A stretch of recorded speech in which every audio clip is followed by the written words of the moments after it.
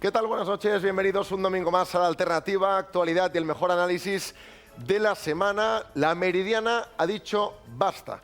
Los CDR, como saben, han cortado el tráfico más de 400 tardes en el último año y medio para reclamar la libertad de los presos, pero el miércoles pasado centenares de personas se manifestaron para protestar contra estos cortes de tráfico de los independentistas.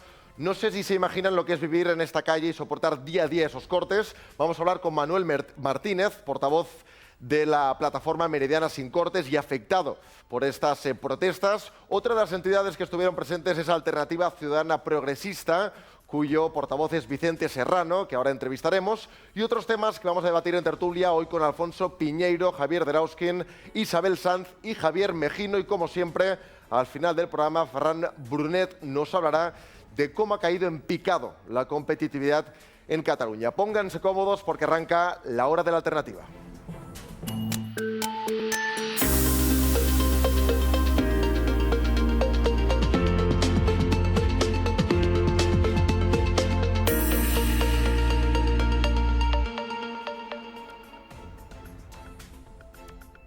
Progresista, ¿qué tal? ¿Cómo estás? Bienvenido. Bien, bien. Solo una pequeña puntualización. ¿Sí? No vengo como portavoz. Yo soy miembro de la Junta Directiva de Alternativa Ciudadana Progresista y mi cargo, por decirlo de alguna manera, es la de vocal de Acción Política. Muy bien, pues vocal de Acción Política. Estuvisteis presentes en la manifestación en contra de los CDR que llevan cortando la Meridiana casi un año y medio. Los vecinos ya han dicho basta. ¿Crees que fue un punto de inflexión esa manifestación? Bueno, espero que sea un punto de inflexión. A ver, yo como vecino del barrio, yo soy vecino de Nou Barris y por tanto afectado por todos los cortes, llevamos ya tiempo trabajando, algunos miembros de ACP y de otras organizaciones dentro de lo que es Meridiana Sin Cortes. En ese sentido, creo que era necesario dar una respuesta a esta, digamos, falta de democracia por parte de los CDRs, que piensan que la calle es suya, que piensan que la Meridiana pueden cortarla siempre que quieran, y creo que están muy equivocados, porque una cosa es el derecho a la manifestación, pero el derecho a manifestación no implica cortar diariamente durante más de año y medio la Meridiana todas las tardes. ¿Qué papel ha tenido Alternativa Ciudadana Progresista en esta manifestación, en esta acción y sobre todo cómo nace esta entidad, Vicente? A ver, ¿cómo nace Alternativa o cómo nace Meridiana Sin Cortes? Son dos cosas distintas. Las dos. Empezamos por Meridiana Sin Cortes. A ver, Meridiana Sin Cortes es una cosa que nace a nivel de vecinos. Yo me intereso a partir de que otros vecinos me hablan del tema y me integro, digamos, en el grupo que digamos, que organiza estas concentraciones, porque son concentraciones, no manifestaciones. Y lo que queríamos es decir que ya basta, que no puede ser que nos tengan secuestrados, que el nacionalsecesionismo secuestre a los trabajadores que vivimos en los barrios de Nou Barris, de San Andrés y de toda Barcelona, porque en el fondo nos afecta a todos simplemente por algo que ellos pretenden imponer. Es decir, no tienen derecho a imponer la anulación de un juicio, no tienen derecho a imponer una independencia, no tienen derecho a hacer algo que va en contra de nuestros derechos fundamentales, que es... Con total impunidad. Con total impunidad. Porque claro, así el gran problema de todo esto es que el corte de Meridiana representa unos intereses muy concretos del secesionismo y que está amparado desde la Generalitat. Porque desde la Generalitat lo podrían haber resuelto. Ellos saben perfectamente que pueden prohibir el corte en la Meridiana. Incluso el Prodicat dice que cuando se hace una manifestación ha de dejar al menos un carril libre en cada sentido de la circulación para que pueda pasar todos los vecinos. Y eso no se está haciendo. Es decir, se está protegiendo a los que cortan la Meridiana. Eso es inadmisible en un Estado de Derecho. Y cuéntanos exactamente qué significa Alternativa Ciudadana Progresista, Vale. Por qué nació y sobre todo cuál es el objetivo. A ver, Alternativa Ciudadana Progresista es una asociación antigua, se crea en 2007 y reúne a una serie de gente de izquierdas que de alguna manera están, digamos, cansados de que toda la izquierda formal o la izquierda, digamos, parlamentaria esté defendiendo siempre el tema del derecho a la autodeterminación o el derecho de los pueblos o las diferencias como los elementos claves de su programa. Alternativa Ciudadana Progresista básicamente es una asociación de izquierda y no nacionalista. ¿vale? En ese sentido, queremos trabajar para crear una izquierda más responsable, que luche por aquello que es la clave de la izquierda, la igualdad. Aquella triada de igualdad, fraternidad y libertad, ¿no? Es decir, que venía en la Revolución Francesa, ¿no? En la Revolución Ilustrada, ¿no? Y yo creo que la izquierda ha olvidado tal vez esos puntos y, bueno, después de experiencias personales de cada uno de nosotros distintas dentro de la izquierda, pues acabamos coincidiendo en Alternativa Ciudadana Progresista. Tuvo es una vida larga, se reactivó bastante a partir de 2012 y yo creo que en estos momentos pues hemos estado en muchos ámbitos trabajando en esa línea de construir una nueva izquierda. ¿Y hay espacio electoral para un partido que sea de izquierdas, que sea catalán no nacionalista? Yo creo que en principio hay espacio para un partido. El problema está que los espacios hay que crearlos. A ver, todos sabemos de que en Cataluña hay una cosa que se llama el absentismo diferencial, ¿no?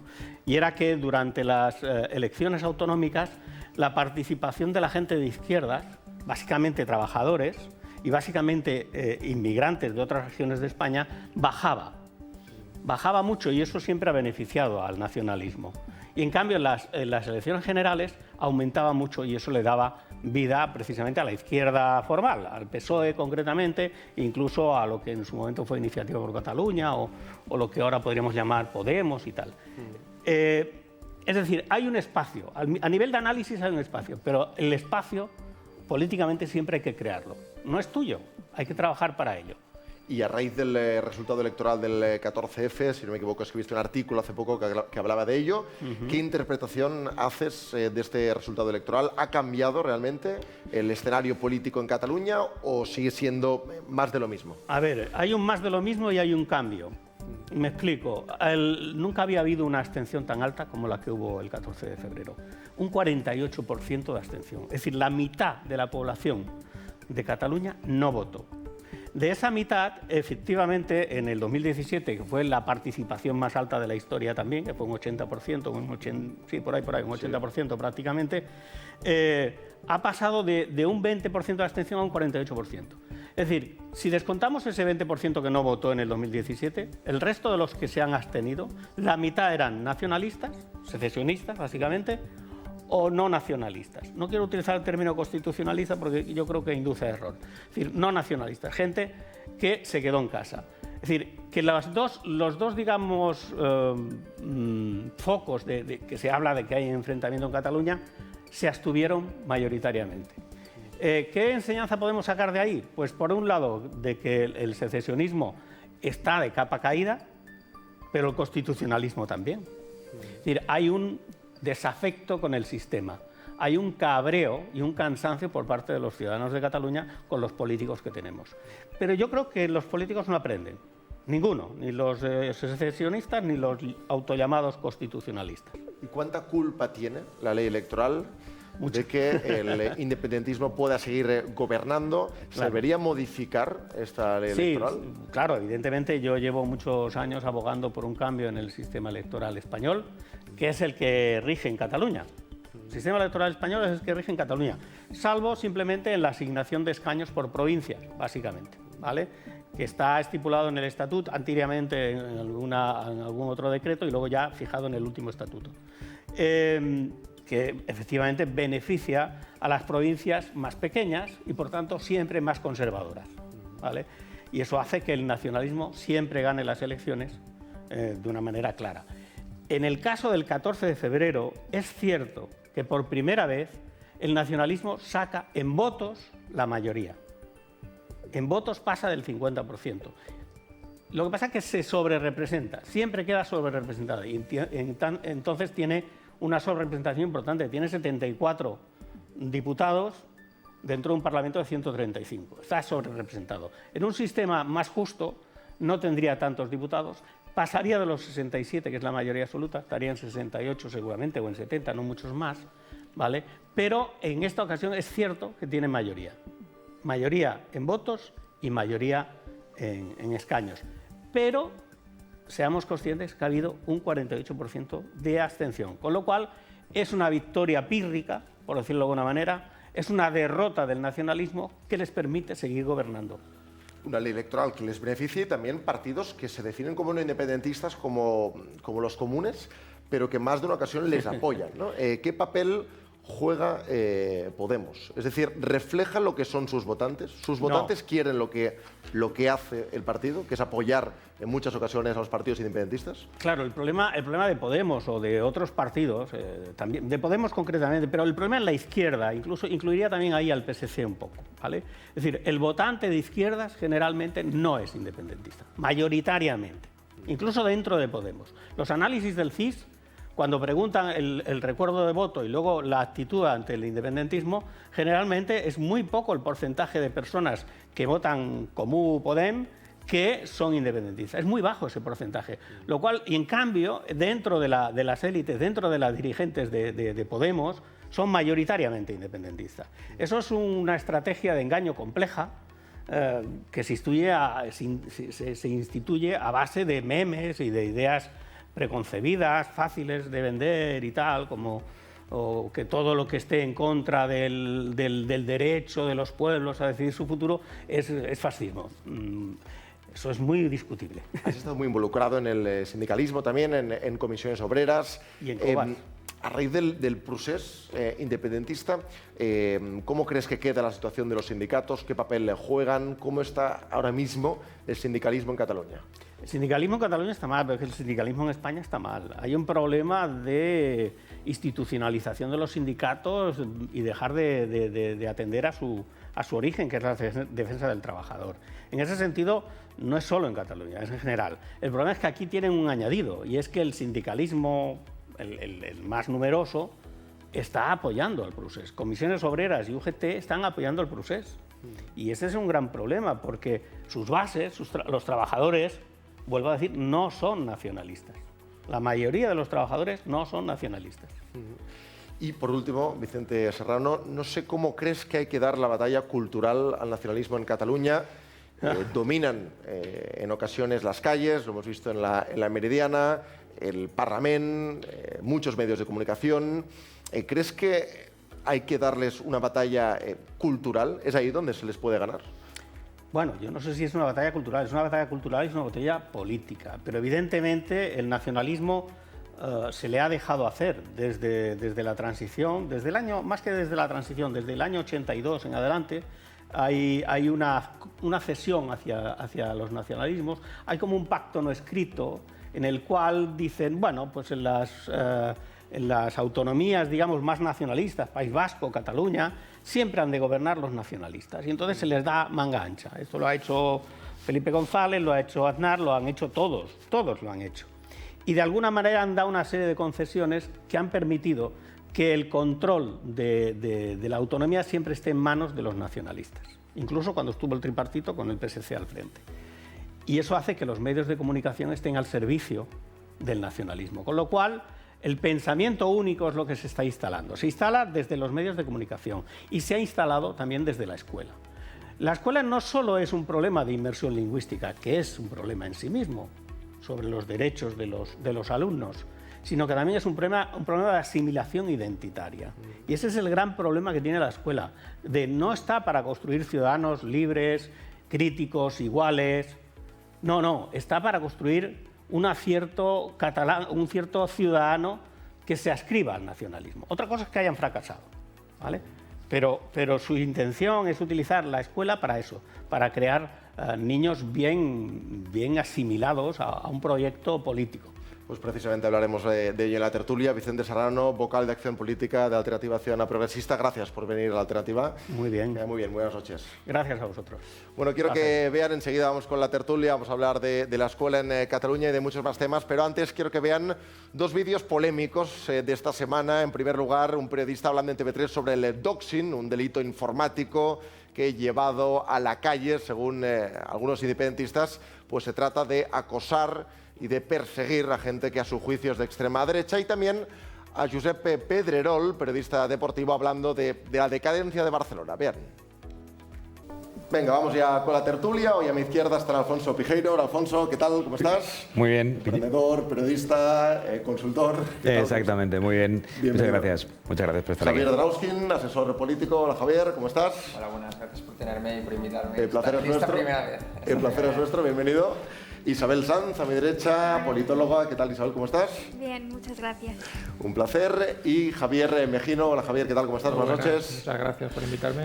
A ti por venir. Me interesa mucho conocer la opinión de los cuatro sobre la escuela en Cataluña. La Generalitat de momento está ignorando una resolución del Tribunal Superior de Justicia de Cataluña del pasado 17 de diciembre en el que obligó a la Consejería de Educación de la Generalitat a impartir como mínimo un 25% de las clases en castellano. Esto no está pasando, la Generalitat está desobedeciendo esta resolución y no solo eso, Alfonso, sino que además están presumiendo de ello, porque desde la Consejería de Educación ya han dicho que eso es un sinsentido y que cada escuela debe decidir en qué idioma quiere pues hacer las clases, ¿no? No sé qué te parece, si crees que el castellano, no digo ahora, pero en un futuro, con desobediencias como estas, puede estar en peligro en Cataluña.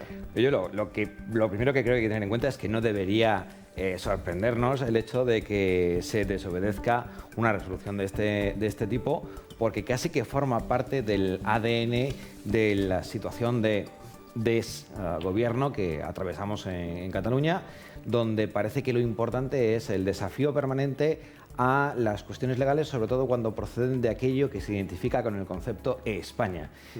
Basta que algo tenga esa sospecha de ser algo relacionado con esa España fascista y agresora para que quede absolutamente desacreditado. En ese sentido, no sorprende para nada que se produzca en ese contexto de desobediencia. Cuanto al castellano, que esté o no esté en peligro, mira, esto es una cuestión, ojalá fuera una cuestión idiomática o identitaria, porque sería mucho más fácil por la agresividad que ello supondría. Afortunadamente creo que el castellano como herramienta vehicular de comunicación, no de dominio de contexto político, tiene demasiada fuerza como para considerar que por una desobediencia más de la Generalitat vaya a estar en algún tipo de peligro en el futuro. Se repondrá fácilmente. Esto para el castellano como tal no es un gran evento. Javier Drauskin, ¿debería hacer algo el gobierno central? Porque decía que la Generalitat no solo no la acata, sino que está presumiendo de no acatarla y no tiene la intención de hacerlo. ¿Cómo se soluciona esto? ¿Qué debería hacer el gobierno central, que de momento no está haciendo nada para que la Generalitat lo cumpla? Claro, es que lo gracioso es que dicen, no, el gobierno de la nación dice, no, es la Generalitat la que tiene que velar por el cumplimiento de la resolución del Tribunal Superior de Justicia de Cataluña. Pero es que si la Generalitat no lo hace, tiene que hacerlo el gobierno de la nación. Es decir, es el gobierno de la nación el que tiene que velar porque la lengua oficial del Estado sea aplicable o sea vehicular en una parte de su territorio. Y en cuanto a lo que decías de si está en peligro o no el castellano no está en peligro, la lengua en sí no está en peligro. Lo que está en peligro y se está vulnerando son los derechos lingüísticos de los catalanes. Porque yo como catalán tengo derecho a hablar en castellano y además es que se está incumpliendo una resolución judicial. Una más, ¿no? Ya sabemos que esto es muy habitual. Pero es que lo grave es que el gobierno de la nación no se imponga ante esta situación. Hombre, claro, es normal porque los que intentan eliminar el castellano como lengua vehicular son sus socios en Madrid, son sus socios de investidura, son sus socios de presupuestos, son sus socios preferentes, es normal. Isabel Sanz, ¿crees que están en peligro los derechos lingüísticos de algunos catalanes con desobediencias como estas? Creo que sí. Y creo que además es cómplice el gobierno de todo esto. Al final, como decía Javier, los socios que tiene el gobierno en el Parlamento es Esquerra, es Bildu en el País Vasco y por supuesto que están en peligros. Y es el Estado, es el gobierno quien ha de garantizar los derechos no solo de una parte de los catalanes a los que defiende la Generalitat, en este caso el gobierno de la Generalitat, sino de todos y cada uno de los catalanes, que somos todos, yo me incluyo aunque no soy catalana, y que tiene que velar por todos, por la igualdad de todos. Javier Mejino, presidente de Cataluña Suma por España. ¿Cómo ves la situación de la escuela en Cataluña, del castellano? ¿Debería ser así, que cada colegio eligiera en qué idioma quiere hacer las clases, o debe haber un mínimo regulado, como dice esa resolución, de un 25% de clases en castellano? Esto va a ser una respuesta muy larga, voy a intentar contenerme, porque claro, me haces una pregunta y yo tengo, digamos, bastante fluidez en esto. Vamos a ver. El problema que tenemos es un problema que es un problema ya hereditario. O sea, esto ya, gobierno tras gobierno que se está fomentando a nivel en la autonomía catalana, tiene como absolutamente la prioridad imponer pues, sus dogmas, sus criterios. Y en el tema de la lengua lo tienen absolutamente claro. ¿Por qué? Porque saben perfectamente que es el arma que están utilizando pues, para concienciar, para adoctrinar. Desgraciadamente, los que hemos nacido aquí en Cataluña tenemos, y somos bilingües, tenemos un poquito la conciencia, nos la han impuesto de que el catalán es para los separatistas. Y entonces, de alguna manera, están consiguiendo que se entronque esa parte de la sociedad porque la están educando así, la están mentalizando, están usando la lengua como una herramienta de carácter ideológico-político, están mentalizando a los chavales, están a través de la escuela y los medios de comunicación absolutamente llevándolos hacia su condición. Y por lo tanto, pues es un tema que evidentemente no van a aceptar por mucha legalidad que se imponga. Ahí las resoluciones judiciales lo dicen bien claro, pero ellos no lo van a aceptar porque es su arma, es el arma que tienen a nivel educacional para tener a todo el mundo contento y adoctrinado. De hecho, según datos del propio Govern, solo en 184 colegios de Cataluña se cumple ese 25%, en los demás, en primaria un 18%, en la ESO un 19% y en bachillerato un 26%. Pero su argumento, Alfonso, muchas veces dicen los independentistas que el castellano ya está en la calle, ¿no? Que como el castellano está en la calle... Y por lo tanto no hace falta defenderlo, ni hace falta defender los derechos de quienes quieren utilizarlo como una lengua vehicular. Lo que comentaba Javier Mejino, hay una anécdota que vale que, bueno, las anécdotas no se pueden elevar a categoría de general, pero que me parece muy significativa, viniendo precisamente hacia este espacio. Me encuentro en una publicidad de una emisora pública de radio catalana que se hace una información sobre la importancia de la veracidad en la información de la pandemia, ¿no? Y sobre las fake news y sobre el hecho de que esto no es correcto. Lo curioso es que aquellas voces que salen representando lo que serían las fake news, es decir, aquellos que, por ejemplo, una voz que sale diciendo es que yo no conozco a ningún muerto del coronavirus, o otro que sale diciendo total, la mascarilla no sé qué. Curiosamente, estas voces son en castellano. Y sin embargo, las voces que hablan de lo que sería la veracidad de la información hablan en catalán. Es decir, hasta ese punto se produce una asimilación, no sé si consciente o inconsciente, digo, no lo sé, claro que lo sé, pero no sé si consciente o inconsciente, de esa vinculación entre si hablas catalán, digamos que, y defiendes a catalán, eres el ciudadano con derechos, y si lo dices de otra forma, eres el ciudadano que está en contra del concepto de ciudadanía que estamos tratando de representar para crear esta república ciudadana, catalana, etc. Es decir, Javier, que hay ciudadanos de primera y de segunda. Bueno, evidentemente se está estigmatizando totalmente al ciudadano que, de hecho, si ya no tienes los derechos reconocidos constitucionalmente de que la educación sea como tú consideras que debe de ser para tus hijos y de alguna manera se pisotea o como dice, es evidente, cuando quieren significar algo que no socialmente no esté muy aceptable, un ladrón, o sea, que no hay los ladrones, no hay ladrones, bueno, yo creo que todos sabemos que hay ladrones y hablan muy bien en catalán, lo sabemos perfectamente. Ladrones de todo tipo, rateros, como lo queráis enfocar, pero se estigmatiza totalmente a nuestra juventud y evidentemente a todas las personas que, bueno, pues que nos consideramos con el derecho legalmente y constitucionalmente de poder usar indistintamente el catalán y el castellano. Isabel.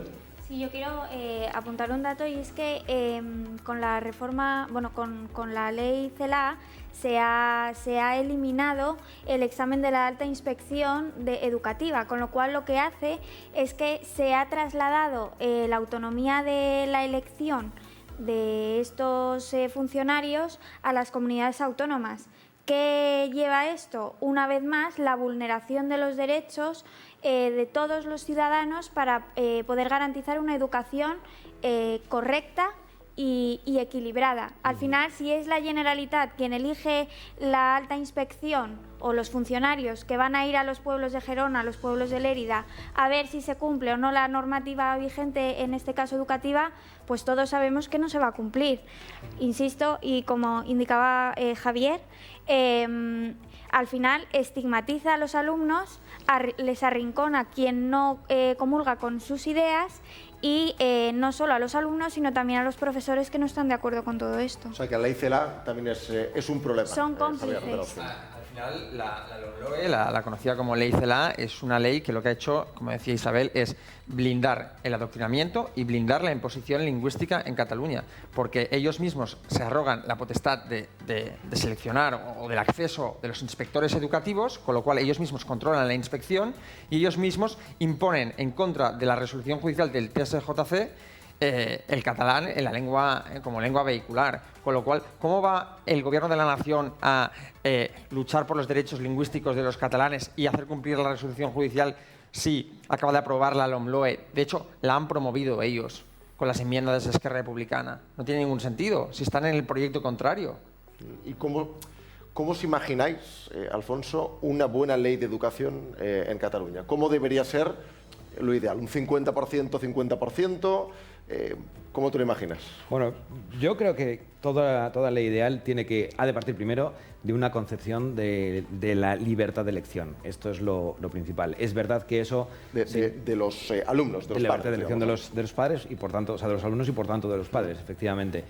Que todo eso genera, es indudable, un importante escenario de tener que hacer cambalaches con los recursos educativos que puedes asignar a cada, ya no hablamos de cada centro, que tienes que asignar a cada comarca, que tienes que asignar a cada espacio en donde vaya a haber una actividad educativa. Pero esta sería la primera cuestión fundamental, es decir, yo siempre diría menos porcentajes predeterminados en función de modelos de inmersión, porque al final un modelo de inmersión lo que te está limitando es la posibilidad de crecer de cara hacia el futuro, de decidir por dónde quieres orientar no solamente tu vida, sino la vida de tus pequeños, de tus hijos.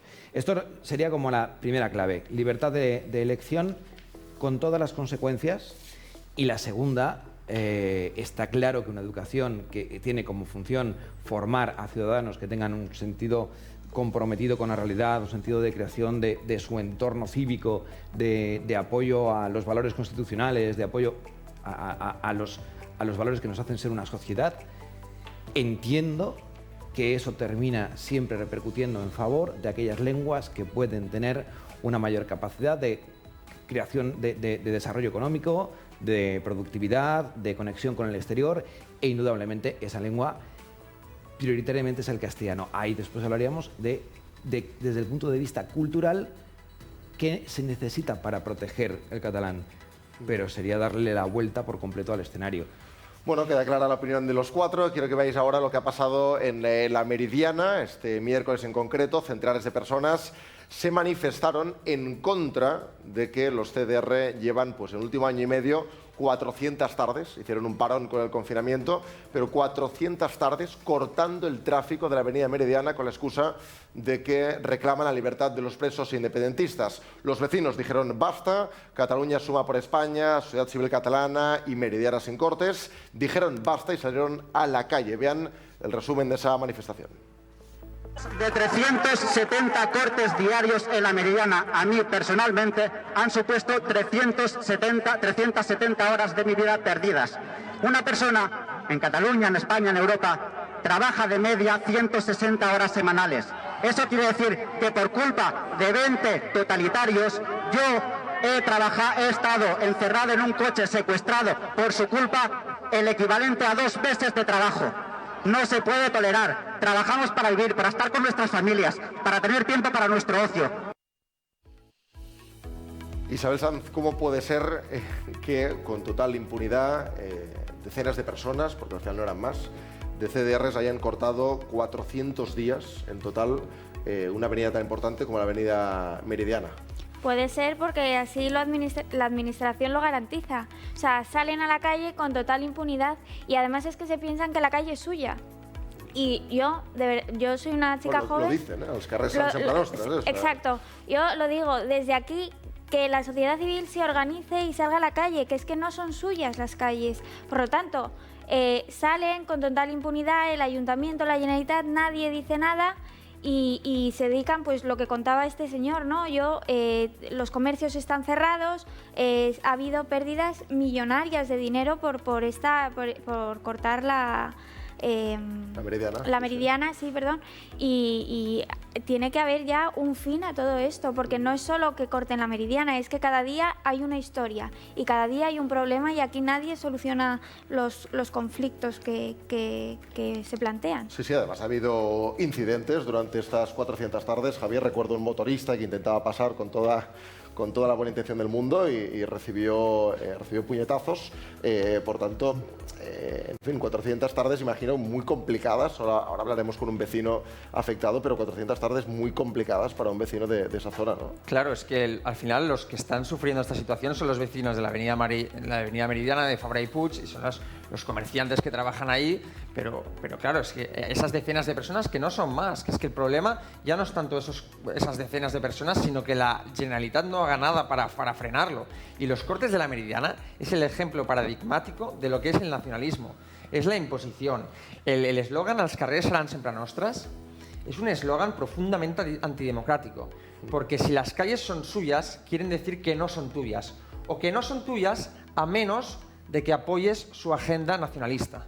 Y es muy preocupante que desde la Generalitat se garantice, porque esto ya no es derecho de manifestación. 400 tardes seguidas interrumpiendo el tráfico y molestando a los vecinos, eso no es derecho de manifestación, eso es imposición. Y lo que hacen en las calles y en la avenida Meridiana lo están haciendo en todas las instituciones y van una por una, tanto las calles como las instituciones. Y es verdad lo que decía Isabel, la sociedad civil tiene que dar un paso al frente, tiene que ser valiente, porque se ha callado demasiado. Aquí falta una sociedad civil unida, reagrupada, valiente y firme contra esta imposición. Es lamentable lo que está pasando. Bueno, esa unión que reclamaba Javier Mejino, se produjo, ¿no? El miércoles pasado, centenares de personas protestando y diciendo basta, pero ¿será suficiente para que acaben estos cortes? A ver, manifestarse es un derecho reconocido constitucionalmente.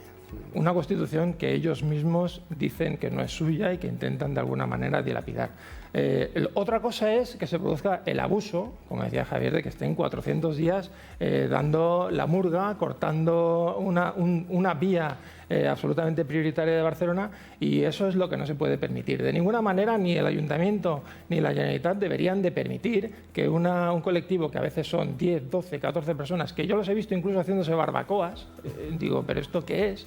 Se dediquen a cortar el tráfico, a afectar a los vecinos, a afectar al comercio y de alguna manera dilapidar un poquito una zona de Barcelona o una salida hacia el Vallès que queda condicionada totalmente por estas personas que al fin y al cabo están usando un derecho reconocido constitucionalmente de una ley que les gustaría dilapidar, porque en el fondo es esta situación de controversia mental que deben de tener, ¿no? Se amparan en la legalidad vigente para reclamar. Es que a mí el acento que me viene cuando veo estas imágenes, yo me imagino acercarme ahí, ¿sabéis? Y lo primero que escucharé será algo como: ¿qué onda, mi güey? ¿Qué pasó, mi cuate, no? Y dices, ¿pero por qué? ¿Qué tiene que ver? Bueno, es que además, trabajé para México durante un año. Ese complejo es el llamado complejo PRI, el llamado complejo de Partido Revolucionario Institucional. De cómo es posible estar haciendo permanentemente la revolución y estar permanentemente en las instituciones. Porque desde las instituciones no se hace la revolución siempre se hace contra las instituciones. Entonces, esto es una revolución protegida, es una revolución amamantada, es una presencia en la calle protestando contra una situación en la cual los propios vecinos de Barcelona no tienen nada que solucionar desde aquí. O sea, si realmente queremos hacer quieren hacer estas movilizaciones para cambiar una situación, tendrán que ir a hacerla a los lugares en donde se han tomado estas decisiones, digo yo, si esa es la función. Si no, más allá de esto, 400 tardes seguidas no tiene ningún impacto. Nos escucha ya Manuel Martínez, vecino de la zona y que está detrás de Meridiana Sin Cortes, la responsable de que se haya convocado esta manifestación. Hola Manuel, buenas noches. Hola, buenas noches, ¿qué tal? ¿Cómo habéis vivido estas 400 tardes con CDRs, 10, 20 personas cortando el tráfico, provocando incidentes y condicionando la vida de miles de personas? Pues lo vivimos con mucha rabia, con mucha impotencia y con mucha desesperación. Es una situación insostenible. Consideramos que hay una colisión de derechos entre el derecho constitucional a manifestarse y el derecho de los vecinos a la libre circulación, a poder disponer de nuestro tiempo, de nuestra vida, que los comercios puedan funcionar con total normalidad. Y es una situación lamentable y Interior no nos abre las puertas, nadie quiere negociar con nosotros. Entonces es una situación que es insostenible y que está mermando mucho la convivencia y la seguridad en el barrio. Pero ¿y cuando cortan las calles, Manuel, los Mossos, la Guardia Urbana, qué hacen? ¿Los intentan desalojar o pueden campar a sus anchas? Para nada. La Guardia Urbana, de hecho, corta 1,3 kilómetros de la Meridiana, cuando podría cortar solo 100 metros, porque son 20 personas.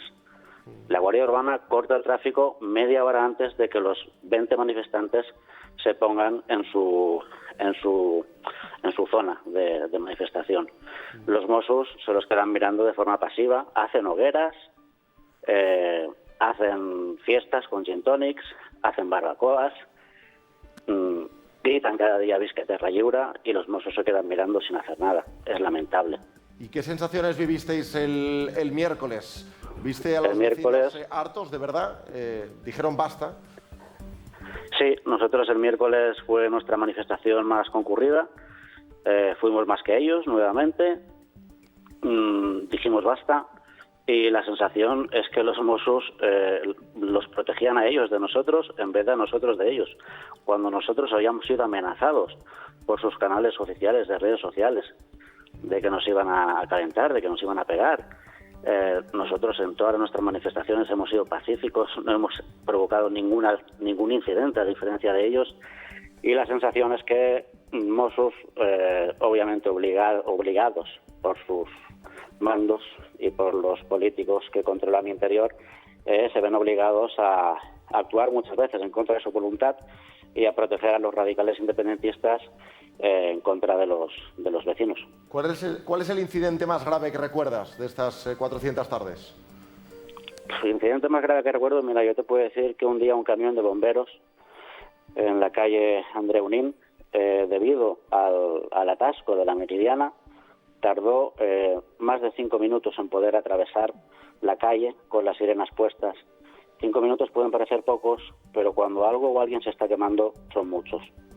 También tenemos constancia de muchas urgencias sanitarias y veterinarias que no han podido ser atendidas a tiempo debido a los atascos que se producen en todo el barrio, porque pensemos que la Meridiana es una arteria principal y las calles aledañas no están preparadas para asumir todo el volumen de tráfico que pasa diariamente por la Meridiana. Son más de 40.000 vehículos que cada día pasan por esa calle. Claro, claro. Es que para la gente que sea de fuera de Barcelona y nos vea o de fuera de Cataluña, que sepa que la Avenida Meridiana es una de las avenidas principales por las cuales se entra a la ciudad, con lo cual es todavía más grave. Manuel Martínez, responsable de Meridiana Sin Cortes y vecino, gracias por estar esta noche con nosotros en Alternativa. Muchas gracias a vosotros. Cuídate mucho. Buenas noches. Adiós.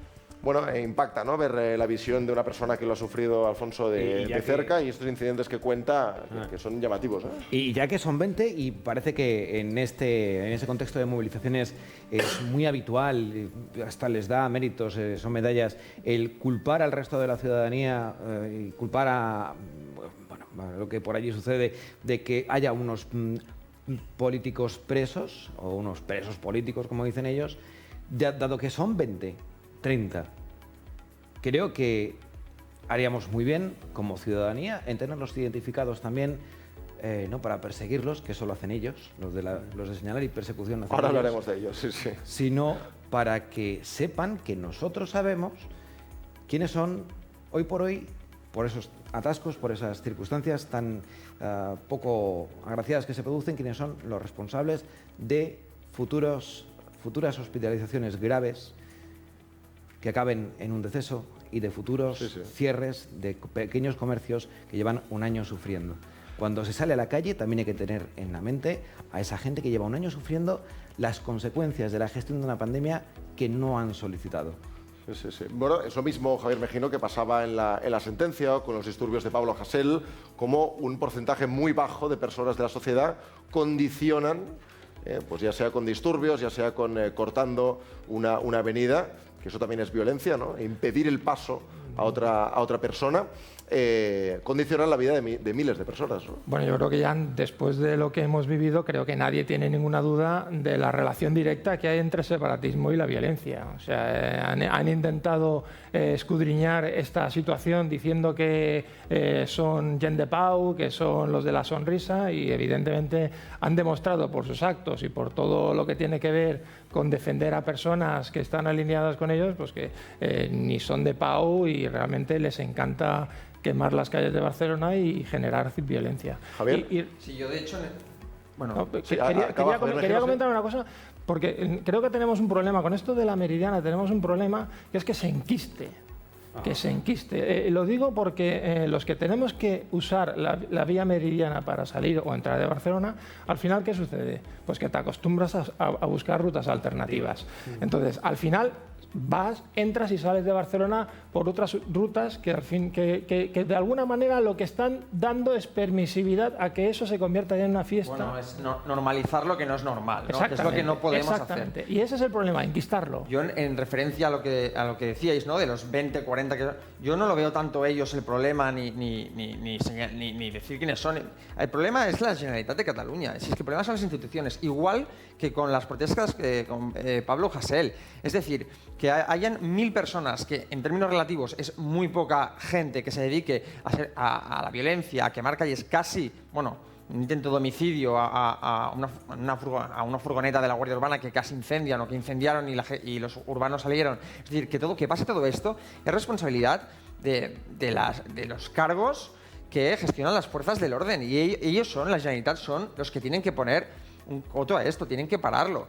La responsabilidad está en aquellos que tienen la capacidad para hacer frente, no las 20, 40 personas que cortan las calles. En la Isabel Sanz, sí, acaba Alfonso. Que antes hacía esa relación del complejo PRI, precisamente lo que busco es hacer esa traslación de responsabilidades, Claro, es decir, claro. no es esos 20, lo que hay que hacer es hacer que donde se toman decisiones realmente tengan la responsabilidad de las situaciones sanitarias y o económicas, comerciales que se estén produciendo a consecuencia de algo que están protegiendo. Perdona.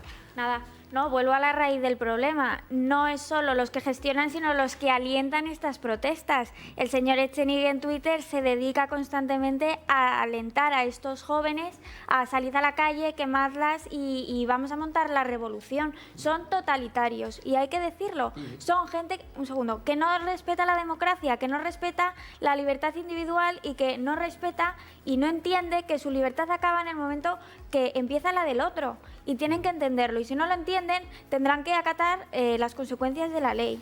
De hecho, los partidos políticos nacionalistas tardaron 2 semanas en empezar a condenar la violencia durante los altercados, y cuando lo hicieron lo equipararon al uso de la fuerza que legítimamente tiene las fuerzas del orden, las fuerzas y cuerpos de seguridad del Estado. Es que es tremendo comparar la violencia callejera con el uso de la fuerza para garantizar el orden público, que es para lo que está nuestra policía, los Mossos, la Guardia Urbana y cualquier otra fuerza del orden. Pero Ya para sobre acabar, todo la violencia... sí, acaba Isabel, vamos a hablar de una cosa que tiene bastante que ver, que ha apuntado Alfonso, sobre el señalamiento en las calles. Sí. La violencia callejera, cuando quemaron el furgón de la Guardia Urbana, los que hicieron eso, si el policía que estaba ahí dentro se muere o tiene heridas graves, ¿cómo va a mirar esa persona a su familia? Ese señor es un trabajador, es un policía y merece todo el respeto. Sin y duda. no se tiene respeto a las instituciones Bueno, perdón, ya. Sin duda, y eso tiene que ver mucho con la educación que hemos hablado al principio, y tiene mucho que ver con lo que vamos a hablar ahora, que es una cosa que ha pasado en TV3, que salió un periodista que se llama Paul Andignac, ahora lo escucharéis, que hablaba del doxing. El doxing es un delito informático que consiste en publicar datos personales de una persona para intimidarle o para amenazarle. Lo que pasa es que lo han adaptado, lo han cambiado como todo y lo han llevado a las calles, ¿no? Y este periodista explicaba que se está haciendo ya en algunos pueblos el doxing, que consiste en, más o menos, en perseguir, en señalar, en incomodar a personas de pequeños pueblos que a su juicio son de extrema derecha, que el problema es que para esta gente son de extrema derecha pues la mitad de la población, para que se sientan amenazados e incomodados. Pero lo más grave de todo es que las imágenes de recurso, ahora lo verán, que aparecía en este vídeo mientras hablaba el periodista, eran de personas que quitaban lazos amarillos. Es decir, haciendo una relación entre la gente que quita lazos amarillos y la extrema derecha, cuando hay gente que quita lazos amarillos, que yo la conozco y que de extrema derecha no tiene absolutamente nada. En cualquier caso, vamos a verlo, lo que decían en TV3. Estoy acostumbrado a esto. A ver, aquí, en esta comunidad autónoma, cualquier persona que se posicione en defensa de la legalidad vigente y en la Constitución, o se defina como persona española, ya es un de extrema derecha o neonazi, como ha dicho este caballero. Por lo tanto, ese es un problema que ya tenemos, de alguna manera lo tenemos ya cocinado internamente. Y luego cada uno tiene su ideología y además sería muy sorprendente las sorpresas que se podían llevar cuando tú planteas lo que piensas. Bueno, esto no tiene nada más que ver con la educación que han recibido. Esta persona, supongo que cuarentón, pues ha tenido durante todos estos años de formación, pues ha tenido la doctrina que han querido impartirle, que de alguna manera pues ha llegado a esta situación en la que con criterios fascistas se declara antifascista. Sí. Pero bueno, esto es lo chocante de todo esto, ¿no? Dices, bueno, pero vamos a ver, ¿qué me estás explicando si yo lo que defiendo es la legalidad vigente y que impere la ley? Y tú me estás diciendo que te saltas la ley y que te voy a controlar porque... Pero vamos a ver, ¿a qué estamos jugando? De alguna manera es demasiado chocante que justamente el antifascismo sea los más fascistas, pero no lo reconozcan. Es que tú lo decías, Javier, este antifascista al que claramente le sobra el prefijo, Marco ha dado en el clavo, es decir, son ellos los que deciden quién es antifascista, quién es fascista y quién es ultraderecha. Porque a mí me han llamado fascista o ultraderecha cantidad de veces. Entonces, ¿que me van a señalar? ¿Con qué criterio lo hacen? Porque son ellos los que deciden quién es qué, ¿no? Ellos son juez y parte en este proceso. Entonces, ¿cómo funciona? Es que es una práctica totalitaria, es que es profundamente antidemocrático. Y lo peor de todo no es el zumbado lo peor de todo es que se promocione ese de voz y no se corte en una televisión pública que pagamos con el dinero de todos los catalanes. Es que es una barbaridad. De hecho, de todas las barbaridades que se han dicho en TV3, que se han dicho muchísimas, y además las tenemos recopiladas todas, yo creo que esta es la peor. Se está dando voz al acoso, a la intimidación, a la amenaza, en el lugar de trabajo, en la calle donde viven en su residencia. Es que es una anomalía democrática que en una televisión pública se promocione esto. De verdad, es alucinante. Isabel Sanz y después Alfonso Pijeiro. Os pido un poquito de brevedad porque nos estamos quedando sin tiempo. Voy a intentar sintetizar. Bueno, es la idea maniquea esta de o estás conmigo o eres un fascista, ¿no? Aparte de esto, creo que, no sé cuántos años tendrá este señor, pero es la cantera, ¿no? Hay que ir renovando a los jóvenes. El otro día era la chica que se apellida Canet, si no me equivoco, la hija del Prusés, y ahora es este señor. Yo me parece vergonzoso que se esté con nuestros impuestos pagando esta televisión, que se señale a quien no piensa como ellos y que además se cuente mentiras. Y lo importante, y ya acabo, es rebatirles, decirles a la cara la verdad y sobre todo ser libres y decir lo que pensamos. Alfonso, concluye. Sí, yo recomendaría, ya que estamos en una plataforma pública, recomendaría que TV3 cambiara el nombre, dado que se dedica a hacer la promoción del doxeo. Podría llamarse en vez de TV3 TVDox, ¿vale? Pero bromas aparte, hay una cosa que Isabel además como politóloga podrá ratificar. Mira, la idea de llamar fascista al que no es como tú, no es de ahora. No es de ahora, que incluso parece que hay un cierto auge del antifa. El concepto de fascista para el rival nos lleva a Stalin al año 1924, que era cuando fue la primera vez que se acuñó la idea de llamar fascistas primero a los socialistas, porque se acababan de separar en la internacional en la que se produce la escisión entre socialismo y comunismo, porque se considera que son aliados necesarios de la burguesía para implantar regímenes de corte fascista. Pero es que después se utilizó eso para llamar también fascistas a aquellos comunistas que estaban más ligados con el trotskismo. Con lo cual, esto de llamar fascista al que no piensa como tú de forma radical tiene mucho tiempo, no tiene ninguna credibilidad. Alfonso Pijeiro, Javier Derauskin, Isabel Sanz y Javier Mejino, ha sido un placer escuchar las reflexiones de los cuatro. Gracias por venir y hasta muy pronto. Muy buenas noches. Enseguida estamos con Ferran Brunet, economista de la Alternativa. Antes quiero que vean un resumen de hasta qué punto ha llegado a ser grave los cortes de la Meridiana en Barcelona. Queridos vecinos, yo soy vecino de este barrio, de Nou Barris, desde 1953. y lo he visto en muchas formas y colores de este barrio, pero nunca lo he visto en esta situación, de esta falta de libertad. Meridiana és libertad, la Barcelona de tothom. Y estos, hay que decirles que nosotros también somos catalanes, tal o más que ellos. Lo que ocurre es que no somos nacionalistas, pero sí catalanes, que queremos la libertad y queremos por encima de todo que no se fastidie a la gente, a los trabajadores, a los autónomos. Yo paso por aquí montones de veces y tengo que ir por la Sagrera o por Navas. Tiene que terminarse. Sabed, queridos amigos, que esto no es una lucha por nada que pueda beneficiar al vecindario. Es una lucha política. No pasarán, no pasarán, no pasarán. No pasarán. Nosotros somos gente pacífica. No hemos venido a pelearnos con nadie. Hemos venido a decir democráticamente nuestra opinión, a dejar sentado que la ciudad no es de ellos, la ciudad es de todos. Aquí quiero que sepáis que como diputada voy a luchar por la libertad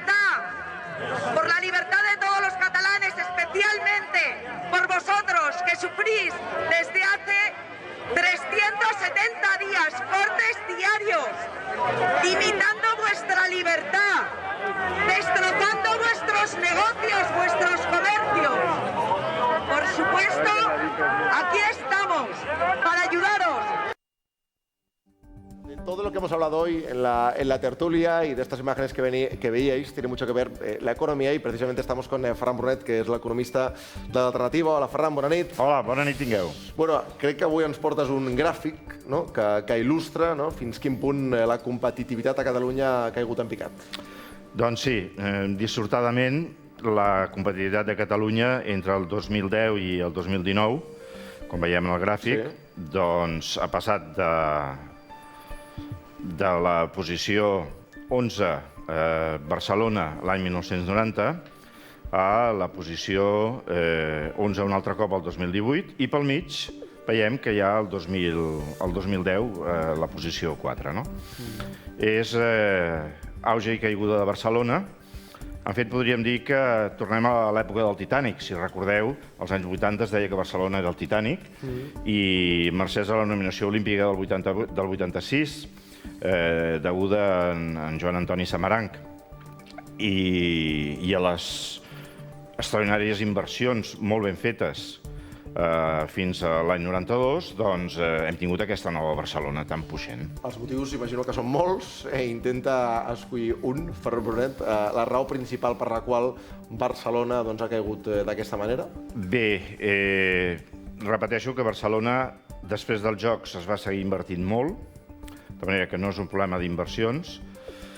Jo crec, em demanes una, podríem dir la primera i principal, és la inestabilitat. La inestabilitat política, la fractura social, que contraria precisament allò tan típic de Barcelona, que és l'enteniment, que és la concòrdia, que és gent de tot arreu, treballant d'una manera entusiasta, no?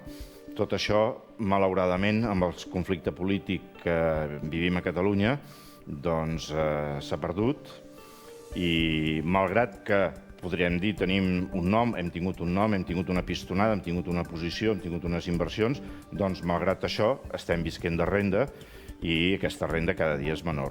I quin paper té en tot això Ada Colau, l'actual Ajuntament de Barcelona? Com s'està gestionant ara mateix la ciutat? Bé, sens dubte, la Barcelona d'avui no és la Barcelona olímpica, no és la Barcelona d'en Pasqual, no és la Barcelona d'anar tots junts i alhora, de l'embranzida. Influeix. Òbviament, la política no és el que determina tota la realitat, però és el que fa la diferència. i certament doncs, amb un govern municipal de més enteniment, doncs, també Barcelona aniria millor i podria, diguem-ne, contrapassar una mica la inestabilitat política general de Catalunya. Per acabar, Ferran Brunet, et va un titular que sigui positiu, una bona notícia que haguem tingut aquesta setmana. Bé, la realitat prevaldrà, la vida prevaldrà, encara que haguem anat, diguem-ne, enfonsant-nos mica en mica, revifarem, sens dubte, i, per tant, ja hi ha bones notícies, positives, que reedituaran doncs, dintre de 2 o 3 anys, efectivament. Per exemple, tot el que està passant en relació a l'automoció a Catalunya doncs és positiu. Molt bé, doncs amb això ens quedem. Ferran Brunet, moltes gràcies per estar aquí. Que vagi molt bé. Bona nit, que descansis. Muchísimas gracias por estar ahí también a ustedes. Nos vemos el domingo que viene a las 10 de la noche en TVCAT, como siempre, con muchos más temas. Gracias, adiós. Que vaya bien.